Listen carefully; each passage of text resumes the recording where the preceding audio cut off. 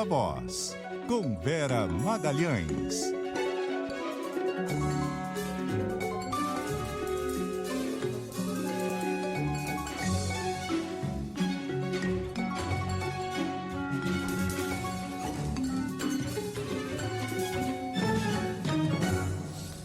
E aí, Vera? Oi, Sardenberg, boa tarde para você e para Cássia, boa tarde para os ouvintes. Boa tarde, Vera.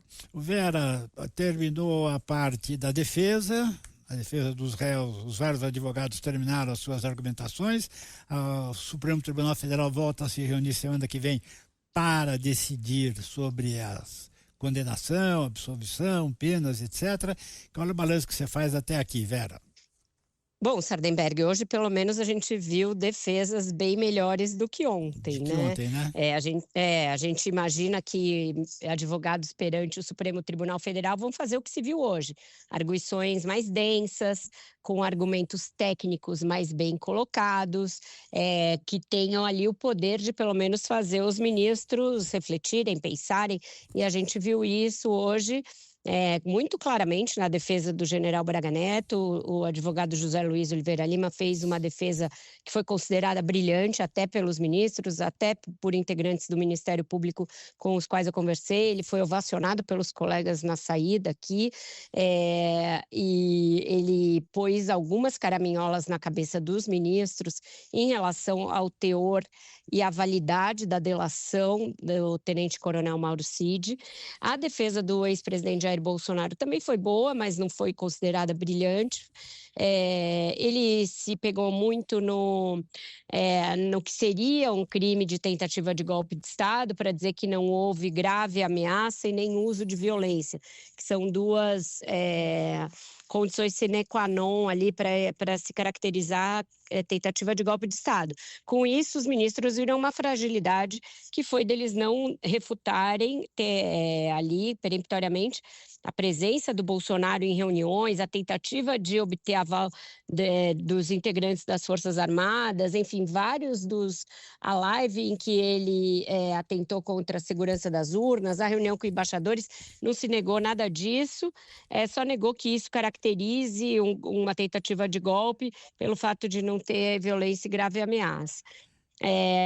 E um azarão pintou aí, que é o general Paulo Sérgio Nogueira, que foi ministro da Defesa de Bolsonaro, era ministro quando o Bolsonaro conseguiu convencer o Ministério da Defesa a entrar lá dentro do TSE para tentar achar alguma inconsistência nas urnas. Foi ele que fez isso, mas cujo advogado negou a participação do cliente na trama golpista, mas admitiu a trama golpista.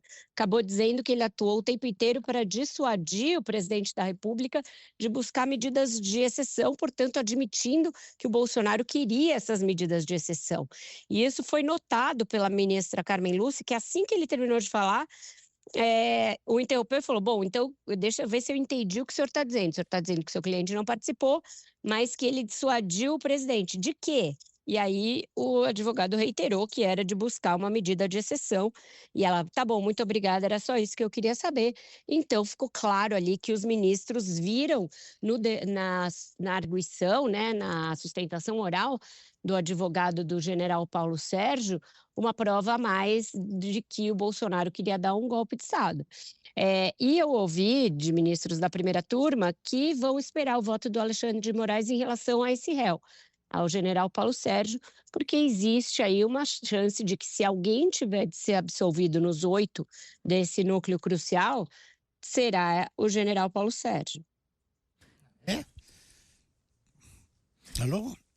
Oi, você me ouviu? Sim. E curiosamente, ele é o único réu, né, Vera, que ontem esteve no julgamento. Hoje ele optou por não comparecer, mas até esse momento do júri ele é o único que esteve in loco no local da ação, né?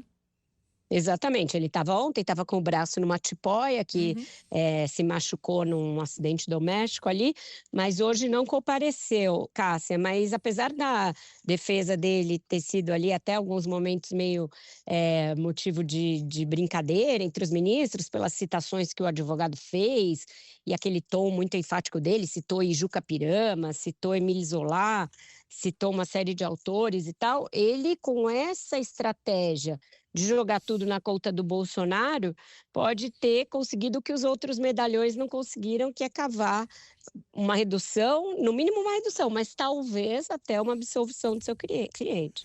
Mas não foi assim uma coisa meio geral, um botando a culpa no outro? Mas é que ele, Sardenberg, foi eficaz ao trazer depoimentos de generais que ficaram de fora e do almirante também Batista, no sentido de que o Paulo Sérgio estava nesse time dos que não foram adiante quando Bolsonaro provocou as Forças Armadas a aderirem ao golpe. Ele trouxe o testemunho do Freire Gomes, trouxe o testemunho do brigadeiro Batista. Então, nisso daí ele pode ter cavado um pouco a absolvição do seu cliente. E em relação ao Bolsonaro, ele foi mais enfático em falar numa relação específica em que um então ministro estava dissuadindo o presidente da República de algo que ele de fato pretendia fazer. Os outros não negam os acontecimentos, mas negam que aquilo caracterizasse medidas de exceção. Dizem que eram só atos preparatórios, eram só elucubrações, eram só considerandos. Ele falou, não, buscar medidas de exceção. Falou e reiterou em diversas ocasiões que o Bolsonaro de fato queria que as Forças Armadas embarcassem. Então, nesse sentido, o que ele fala se aproxima mais do depoimento do Freire Gomes, do depoimento do Batista, do que das sustentações dos outros que acabaram virando réus. A ver. Bom, semana que vem saberemos mais. Vera Magalhães, muitíssimo obrigado e até. Até lá, um ótimo jornal para vocês e até mais tarde no Ponto Final. Até mais tarde, Vera.